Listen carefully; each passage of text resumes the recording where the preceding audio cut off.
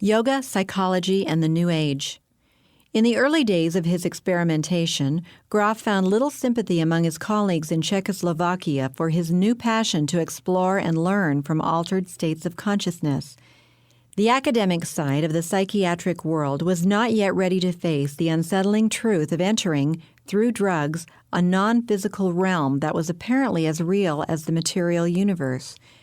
But in 1967, he received a scholarship that allowed him to move to the United States to carry on his psychedelic research at the Maryland Psychiatric Research Center in Baltimore.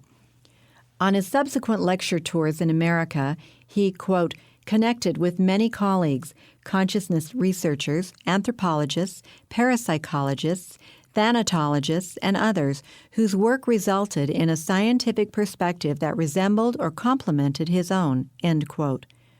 It was at New Age Mecca Esalen in the Big Sur south of San Francisco that Grof met Abraham Maslow and Anthony Sutik, with whom he founded the new field of transpersonal psychology.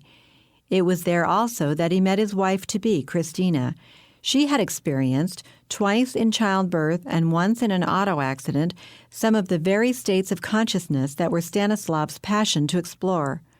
Her experiences included, without the use of drugs, uncontrollable shaking, visions of white light, feelings of union with the universe, and of dying and rebirth, just as Stanislav and his early patients had encountered under the influence of LSD. These experiences continued to become more intense through the spiritual exercises she engaged in under the direction of Hindu guru Baba Muktananda. In his many trips from India to the West, Muktananda initiated many thousands into the practice of Siddha Yoga, just as Yogi Bhajan was doing. Apparently manifesting an even greater spiritual power, however, Baba could send a person off into an altered state of consciousness through Shaktipat, a mere touch with his hand or feather. As we have already seen, Shakti, after whom this mysterious power is called, is one of the names of the terrifying female Hindu goddess, also known as Kali and Durga, who has garlands of freshly severed hands around her body and drinks human blood from a fresh skull.